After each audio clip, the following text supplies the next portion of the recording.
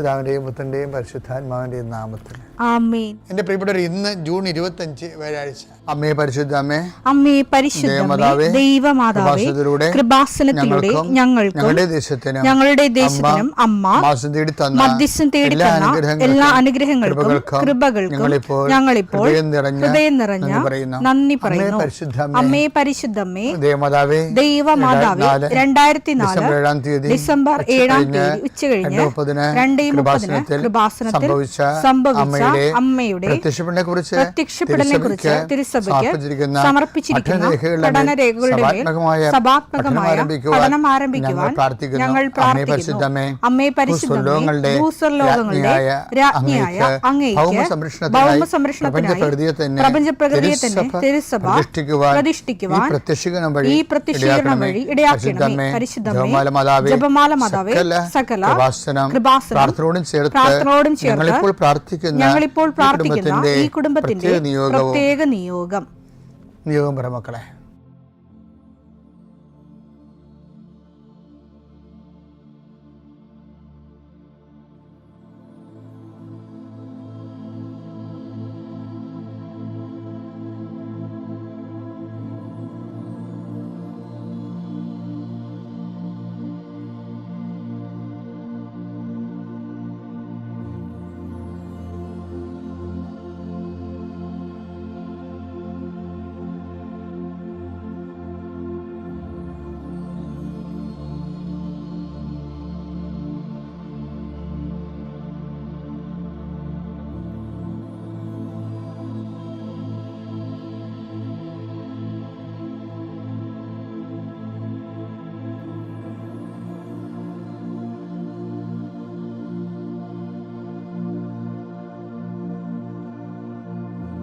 അമ്മയുടെ പ്രത്യക്ഷീകരണത്തിന്റെ ഈ അനുഗ്രഹവേളയിൽ ഞങ്ങൾക്ക് സാധിച്ചു തരുവാൻ കനിയണമേ.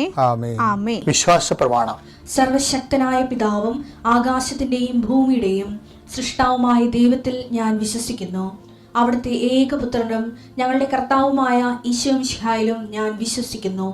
ഈ പുത്രൻ പരിശുദ്ധാത്മാവിനാൽ ഗർഭസ്ഥനായി കന്യകാമറിയത്തിൽ നിന്ന് പിറന്ന് പൊന്തിയോസ് പീലാത്തോസിന്റെ കാലത്ത് പീഡകൾ സഹിച്ച് കുരിശിൽ തറയ്ക്കപ്പെട്ട് മരിച്ച് അടക്കപ്പെട്ട് പാതാളങ്ങളിൽ ഇറങ്ങി മരിച്ചവരുടെ ഇടയിൽ നിന്ന് 3-ാം നാൾ ഉയർത്ത് സ്വർഗത്തിലേക്ക് എഴുന്നള്ളി സർവശക്തിയുള്ള പിതാവായ ദൈവത്തിന്റെ വലതുഭാഗത്തിരിക്കുന്നു.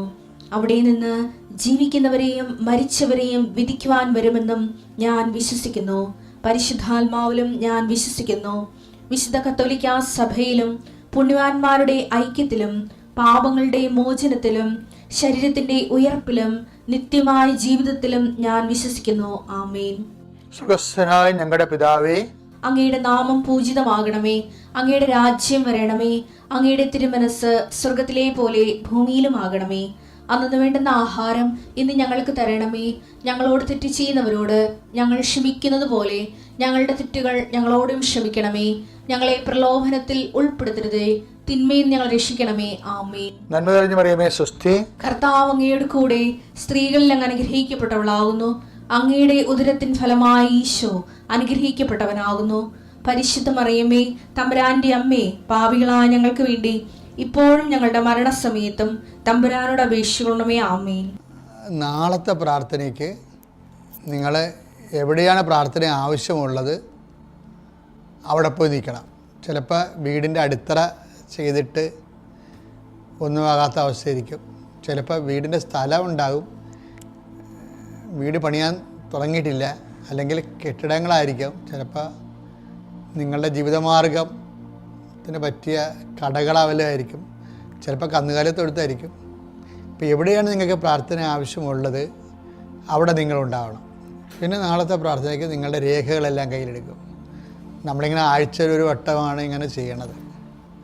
രേഖകളെല്ലാം കയ്യിലുണ്ടാകണം. അപ്പോൾ ഇന്ന് ഞാനത് പറയുകയാണ്, നാളെ അതെല്ലാം കയ്യിലുണ്ടാകില്ല. ആ സമയത്ത് ഓടിപ്പോയി എടുക്കണം ശരിയല്ല.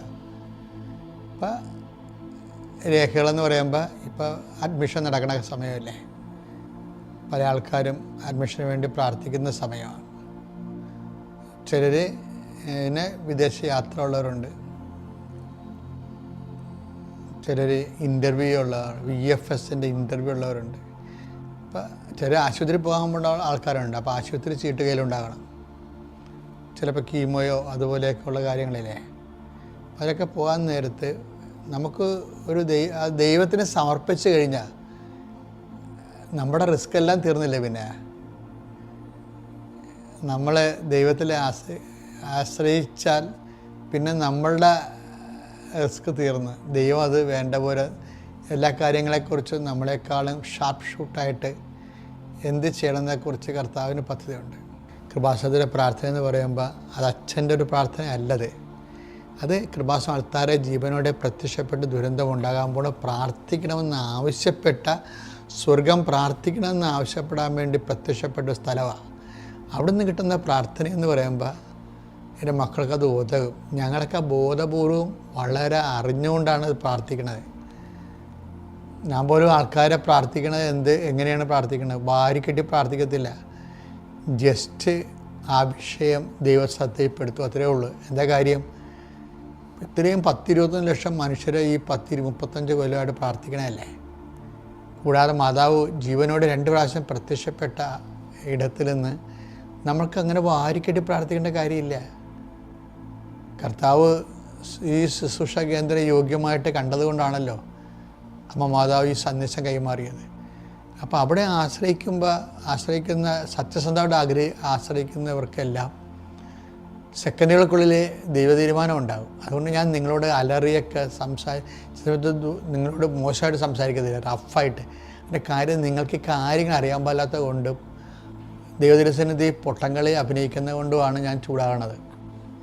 അല്ലെന്നുണ്ടെങ്കിൽ സത്യസന്ധമായ ദൈവത്തെ അന്വേഷിക്കുന്നവർക്ക് ഇവിടെ ദൈവം സമീപസ്ഥനാണ്. ഇവിടെ തന്നെയല്ല, എല്ലായിടത്തും അങ്ങനെയാണ്. അതുകൊണ്ട് നമുക്ക് പ്രാർത്ഥിക്കാം. കർത്താവേ, നിന്റെ ഉന്നതമായ നാമത്തിന് സ്തോത്രം ചെയ്യുന്നു. കർത്താവേ, നിന്റെ വിശുദ്ധ പൗരോഹിത്യത്തെ മഹത്വപ്പെടുത്തണമേ. കർത്താവേ, സഭയിലുള്ള സാന്നിധ്യം പ്രകടമാക്കണം. 40 വർഷം ഞാൻ അർപ്പിച്ച കൃപാനയുടെ യോഗ്യതയാൽ കൃപാസന അൾത്താരെ ജീവനോടെ പ്രത്യക്ഷപ്പെട്ട പരിശുദ്ധ അമ്മയുടെ മാധ്യസ്ഥത്തിൽ ഞാൻ മക്കളെ ആശീർവദിക്കുന്നു. അങ്ങയുടെ മക്കൾ ഇന്ന് യാത്ര ചെയ്യുന്ന ഓരോ ഇടങ്ങളെ കുറിച്ച് പ്രാർത്ഥിക്കുന്നു. അങ്ങയുടെ മക്കൾ ഇന്ന് കണ്ടുമുട്ടുന്ന ഇടങ്ങളെ സമർപ്പിച്ച് പ്രാർത്ഥിക്കുന്നു. അങ്ങയുടെ മക്കൾ ഇന്ന് കണ്ടുമുട്ടുന്ന വിഷയങ്ങൾ, സംസാരിക്കാൻ പോകുന്ന വിഷയങ്ങൾ, ആ സംസാരിക്കാൻ പോകുന്ന വിഷയങ്ങൾക്ക് ഒരു തീരുമാനം കിട്ടാൻ വേണ്ടി ഇന്ന് തീരുമാനം ഉണ്ടാകണമെന്ന് ആഗ്രഹിച്ച് പ്രാർത്ഥിക്കുന്നവരുണ്ട്. അവരെ സമർപ്പിച്ച് പ്രാർത്ഥിക്കുന്നു. കർത്താവേ, നിൻ്റെ നാമത്തെ മഹത്വപ്പെടുത്തണമേ. കർത്താവെ, സഭയിലുള്ള സാന്നിധ്യം പ്രകടമാക്കണമേ. അമ്മേ, പരിശുദ്ധമ്മേ, ദേവമാതാവേ, ആരെല്ലാം ഇപ്പോൾ ഉണർന്നിരുന്ന് പ്രാർത്ഥിച്ച് ഈ പ്രാർത്ഥനയോട് ചേരുന്നുണ്ടോ, ആരെല്ലാം ഈ പ്രാർത്ഥനയിൽ ആശ്രയിക്കുന്നുണ്ടോ, അവരെ എല്ലാം നീ ആശീർവദിക്കണം. എൻ്റെ കർത്താവിൻ്റെ ഉന്നതമായ നാമത്തിൽ സഭയുടെ അധികാരത്തിൽ കുരിശിൻ്റെ അടയാളത്തിൽ ദൈവത്തിൻ്റെ ശക്തിയാൽ ഈ ദിവസം കർത്താവ് നിങ്ങളെ അനുഗ്രഹിക്കുകയും ആശ്വസിപ്പിക്കുകയും ചെയ്യട്ടെ. എൻ്റെ പ്രിയപ്പെട്ടവരെ, നമ്മൾ ഇന്ന് നോക്കുന്നത് അപ്പോസ്തല പ്രവർത്തനമാണ് 13:22. ഭയങ്കരമായ ഒരു വചന. ജസ്സയുടെ പുത്രനായ ദാവീദിൽ എൻ്റെ ഹൃദയത്തിനിണങ്ങിയ ഒരു മനുഷ്യനെ ഞാൻ കണ്ടെത്തിയിരിക്കുന്നു. ഇത് വായിക്കുമ്പോൾ നമുക്ക് ചിരി വരും. കാര്യം ഫസ്റ്റ് പാർട്ടിയാണല്ലോ ദാവീദ്. മനുഷ്യന് പോലും ആ മനുഷ്യനെ ഇണങ്ങത്തില്ല. പിന്നെ ഇങ്ങനെ ദൈവത്തിന് ഇണങ്ങിയത് ഞാൻ എപ്പോഴും ചിന്തിക്കും. മനുഷ്യനെ പോലും വെച്ചാൽ എനിക്ക് ഈ ദാവീദിനോടുള്ള കലഹം എന്താണെന്ന് അറിയാമോ? എനിക്ക് ഉറിയായുടെ മരണം എനിക്ക് ഇപ്പോഴും എൻ്റെ മനസ്സ് അംഗീകരിക്കാത്തൊരു സാധനമാണ്. ഇപ്പം ബർഷീബായ ഈ മനുഷ്യൻ ബർഷീബായിട്ടൊക്കെ മോശം റിലേഷൻ ഉണ്ടായെന്നുള്ളത് ആ കാലത്തെ എത്തിക്സ് അനുസരിച്ച് കുറച്ചൊക്കെ നമുക്ക് ഡൈല്യൂട്ട് ആകാൻ പറ്റും, നമുക്ക് അബ്സോർബ് ചെയ്യാൻ പറ്റും. കാര്യം വെച്ചാൽ ഈ യൂദ തന്നെ, താമർ എന്ന് പറഞ്ഞ ആൾ യൂദായുടെ മരുമോള പറ്റിയാണ്. പക്ഷെ അവിടെ റിലേഷൻ ഉണ്ടായിരുന്നത്. അപ്പം മനുഷ്യരാശി എത്തിക്സിലേക്ക് വരുന്ന ഈ പുതിയ നിയമത്തോടുകൂടിയാണല്ലോ മനുഷ്യരാശി മൊത്തമായിട്ട് എത്തിക്സിലേക്ക് വരണത്. ക്രിസ്തു കൊണ്ടുവന്ന് വെച്ച മോറൽ കോഡിലല്ലേ പിന്നീട് ലോകം വർക്ക് ചെയ്യണത്. അപ്പം അവിടം വരെ എത്താൻ മുമ്പ് ഉണ്ടായിട്ടുള്ള പാപങ്ങളെക്കുറിച്ച് ഞാൻ അത്ര കണ്ട് എന്നെ ഡിസ്റ്റർബ് ചെയ്യത്തില്ല ഒത്തിരി. ഡിസ്റ്റർബ് ചെയ്യത്തേയില്ലെന്നല്ല, ഒത്തിരി ഡിസ്റ്റർബ് ചെയ്യത്തില്ല. കാരണം ക്രിസ്തു വന്നിട്ടില്ലല്ലോ, അതൊക്കെ മുമ്പുണ്ടായിരുന്നില്ല. അപ്പോൾ ആ കാര്യത്തിൽ എനിക്ക് ഈ ബെർശിബയുടെ റിലേഷനൊക്കെ ഈ രാജാക്കന്മാരുടെയൊക്കെ ജീവിതത്തിലൊക്കെ ഇത് അന്നത്തെ കാലത്ത് ഇവരൊക്കെ ഒന്നും വലിയ എത്തിക്സ് ഇല്ലാത്ത ആൾക്കാരുണ്ടപ്പോൾ സ്വാഭാവികമായിട്ട് ഇവരൊക്കെ ഒന്ന് പ്രതീക്ഷിക്കാവുന്നതാണ്. പക്ഷേ എനിക്ക് ഉൾക്കൊള്ളാൻ പറ്റുന്ന സംഭവം എന്ന് പറയുന്നത് ഉറിയയാണ്. ഉറിയ എന്ന് പറഞ്ഞാൽ ആരാണെന്ന് അറിയാതെ, ഈ ബെർശിബയുടെ ഹസ്ബൻഡ്. അയാളെ ദാവീദ് യുദ്ധമുന്നണി കൊണ്ടുപോയി ബലാത്കാരമായിട്ട് കൊന്നുകളഞ്ഞു. അയാൾ ചെയ്ത തെറ്റെന്താണ്? അതൊക്കെ ഒരിക്കലും അയാളെപ്പോലെ ഈ ദാവീദിനേക്കാൾ ജസ്റ്റായിട്ടൊരു മനുഷ്യനാണ് ഈ ഉറിയ എന്ന് പറയുന്നത്. ഒന്നാമത്തേലെ അയാൾ ഒരു യഹൂദനല്ലെന്ന് ഓർക്കണം. ഈ ഉറിയ എന്ന് പറയുന്ന ആള് ഒരു ഹിറ്റൈറ്റാണ്, ഹിത്യനായ ഉറിയ എന്നല്ലേ പറഞ്ഞത്. അപ്പോൾ യഹൂദനല്ല ശരിക്കും, ടർക്കിഷ് പീപ്പിളാണ് ഇയാളെ. ചില ഇൻഡോ യൂറോപ്യൻ എന്നൊക്കെ പറയുന്നത് ടർക്കിഷാണ്. എന്നിട്ട് മിഡിൽ ഈസ്റ്റിലാണ് ഇവരുടെ ഒരു ട്രൈബാണ് ഇവർ യഹൂദരല്ല. അപ്പോൾ ഈ ഉറിയായിക്ക് ഈ യഹൂദൻ്റെ രാജ്യത്തെ സംരക്ഷിക്കേണ്ട ഒരു ബാധ്യതയില്ല. എന്നിട്ടും സൈന്യത്തിലുള്ള ആ സൈന്യത്തോടുള്ള, താൻ ചേർന്ന സൈന്യത്തോടുള്ള കൂറ് കൊണ്ടാണ് ഈ മനുഷ്യൻ ദാവീദ് വീട്ടിൽ പോയിക്കൊള്ളാൻ പറയുമ്പോഴും പോകാതെ പടിപ്പുരയിൽ കിടന്നുറങ്ങുന്നത്. ഞാൻ രാജ്യയുദ്ധത്തിലായിരിക്കുമ്പോൾ ഞാൻ വീട്ടിൽ പോകുന്നത് ശരിയല്ല എന്ന എന്തോ ഒരു മനസ്സാക്ഷിയോടുകൂടിയുള്ള തീരുമാനമാണ്. ഓർക്കേണ്ടതെന്ന് വെച്ചാൽ ഈ സാവൂളിൻ്റെ കാലത്ത്, ദാവീദിൻ്റെ തന്നെ കാലത്ത് ഗോലിയാത്ത് വരുമ്പോൾ ഇസ്രയേൽക്കാർ പല ആൾക്കാരും വീട്ടിൽ പോയിരിക്കുകയായിരുന്നു, പട്ടാളക്കാർ. അവിടെ ഭാര്യമാർ പിന്നെ അവരെ വിട്ടില്ല. ആ സ്ഥലത്താണ് ഈ ഉറിയാനെ നമ്മൾ കാണുന്നത്. ഉറിയ വീട്ടിൽ പോകാൻ പറഞ്ഞിട്ടും പോകാതെ തൻ്റെതല്ലാത്ത ഒരു വംശത്തിന് വേണ്ടി ഉറിയ രക്തസാക്ഷിയാകുകയാണ് ശരിക്കും. പക്ഷെ അതിന് കാരണക്കാരൻ ദാവീദാണ്. അപ്പോൾ ഞാൻ സമയത്ത് ദാവീദിനോട് അതുകൊണ്ട് നമുക്ക് ഒരിക്കലും പൊറുക്കാൻ തോന്നത്തില്ല. പക്ഷെ ദാവീദ് എവിടെയോ വെച്ചു ദൈവത്തിന് മനസ്സിന് ഇണങ്ങിയ ആളായി മാറി. അപ്പോൾ എൻ്റെ പ്രിയപ്പെട്ടവരെ, അതായത് നിങ്ങൾ എഴുതി തള്ളരുത്. That is my point. നിങ്ങൾ എഴുതി തള്ളരുത്. നിങ്ങളുടെ കയ്യിൽ നിന്ന് എന്തെങ്കിലുമൊക്കെ അബദ്ധങ്ങൾ ഏതെങ്കിലും കാലത്തൊക്കെ ഉണ്ടായി കാണും. ചിലപ്പോൾ അബോർഷനാണ്, അല്ലെങ്കിൽ വേറെ ഏതെങ്കിലും തരത്തിലുള്ള അബദ്ധങ്ങൾ അറിവില്ലായ്മ കൊണ്ടുണ്ടാകുമല്ലോ ആൾക്കാർക്ക്. എല്ലാവരും എല്ലാ കാര്യത്തെക്കുറിച്ചും ഒറ്റക്കറിവുള്ളവരാണോ? എനിക്കങ്ങനെ തോന്നിയിട്ടില്ല ശരിക്കും. അപ്പം ചിലപ്പോൾ അറിവില്ലായ്മ കൊണ്ട്, ചിലപ്പോൾ അന്നത്തെ ഒരു വൈകാരികമായ നിങ്ങളുടെ ചുറ്റുപാട് കൊണ്ട് നിങ്ങളുടെ കയ്യിൽ നിന്ന് അബദ്ധങ്ങൾ പറ്റും. അപ്പം പിന്നീട് നിങ്ങൾ ഓർക്കും, അയ്യോ എൻ്റെ കയ്യിൽ നിന്ന് ഇത്രയും വലിയ അബദ്ധങ്ങൾ പറ്റിയല്ലോ, ഇനി ഞാൻ പ്രാർത്ഥിക്കാൻ പോയ യോഗ്യനല്ല, ഞാൻ പ്രാർത്ഥിച്ചൊന്നും ദൈവം കേൾക്കാൻ. പല മനുഷ്യരും എനിക്ക് തോന്നിയിരിക്കണമെങ്കിൽ അറിയാവും, ഞങ്ങളൊക്കെ പ്രാർത്ഥിച്ച ദൈവം കേൾക്കാൻ പോണ, ഇങ്ങനെ പറയണ കുറേ മനുഷ്യൻ കണ്ടുണ്ട്. ഞങ്ങളൊക്കെ പ്രാർത്ഥിച്ച അതിനാണ് ഈ അച്ഛന്മാർ, അതുപോലെ തന്നെ പാസ്റ്റർമാർ, ഏജൻസികൾ, പ്രാർത്ഥന ഏജൻസികൾ ജനങ്ങൾ വെക്കണത്.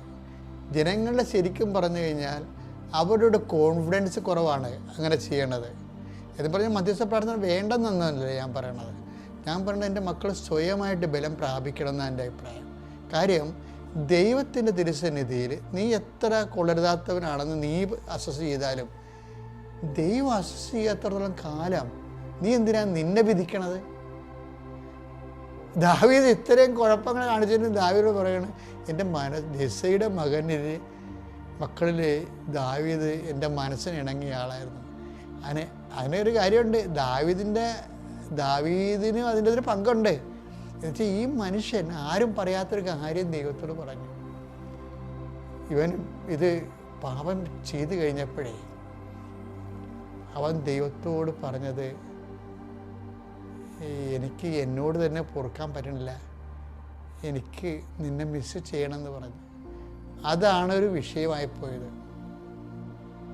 ഇപ്പം നമ്മൾ പറഞ്ഞില്ലേ ഐ മിസ് യു എന്ന് പറയത്തില്ലേ, അതുപോലെ ദാവീദ് ദൈവത്തോട് പറഞ്ഞ് പാപമല്ല പ്രശ്നം, ഐ മിസ് യു.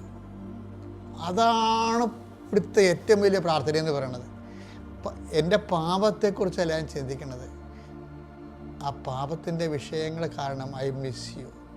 എനിക്ക് നിന്നെ കൈമോശം വരുന്നു, നഷ്ടപ്പെടുന്നു. ഇത് ദൈവത്തിൻ്റെ ചങ്കെ കൊണ്ടുവരുന്നുണ്ട് ഈ സംഭവം. ദാവീദ് എപ്പോഴാണ് നിങ്ങൾ ചോദിക്കും, പിന്നെ ദാവീദ് അങ്ങനെ മിസ് ചെയ്യും എന്നൊക്കെ പറഞ്ഞില്ല. ദാവീദ് പറഞ്ഞിട്ടുണ്ട്. എന്താണെന്ന് വെച്ചാൽ ദാവീദ് പറഞ്ഞു, അങ്ങയുടെ തിരുസന്നിധിയിൽ നിന്ന് എന്നെ തള്ളിക്കളയരുത്. ഞാൻ ഇങ്ങനെ ഒരു പോക്ക് കേസാണ്, എൻ്റെ കയ്യിൽ നിന്ന് അബദ്ധം സംഭവിച്ചത് തന്നെയാണ്, ഐ അഡ്മിറ്റ് ഇറ്റ്.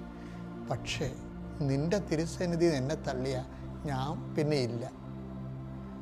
അപ്പോൾ എന്നേക്കാളും അവനേക്കാളും ദൈവത്തോടുള്ള ബന്ധത്തിന് ഇവന് ഇതാണ് ദാവീദിൻ്റെ അനുതാപം എന്ന് പറയണത്. ശരിക്കും പറഞ്ഞാൽ ഇതാണ് ദൈവത്തിൻ്റെ മനസ്സിൽ ഇണങ്ങിയത്. ദൈവത്തിൻ്റെ മനസ്സ്. ഇപ്പം ഞാനിപ്പോൾ നിങ്ങളോട് ഉടമ്പടിയുടെ കാര്യം പറയുമ്പോൾ നിങ്ങൾ ഉടമ്പടി ജപ്റ്റ് മാറാൻ, ഉടമ്പടി ജോലി കിട്ടാൻ, ഉടമ്പടി വിവാഹം നടക്കാൻ എന്നൊക്കെ നിങ്ങൾ പറയും. പക്ഷെ ഞാൻ അങ്ങനെ പറയത്തില്ല. ഞാൻ എന്താ പറയണത്? ഉടമ്പടിക്ക് വേണ്ടി തന്നെയാണ്. എന്താണ് കാര്യം? ദൈവത്തോട് ഉടമ്പടി ചെയ്യുന്നത് തന്നെയാണ് ഉടമ്പടിയുടെ ലക്ഷ്യം. അപ്പോൾ ദൈവത്തെ മിസ് ചെയ്യാതിരിക്കാൻ വേണ്ടി നമുക്ക് ഒരു മാനസികാവസ്ഥ വന്നാൽ നമ്മൾ രക്ഷപ്പെടും. പിതാവിൻ്റെയും പുത്രൻ്റെയും പരിശുദ്ധാത്മാവിൻ്റെയും നാമം.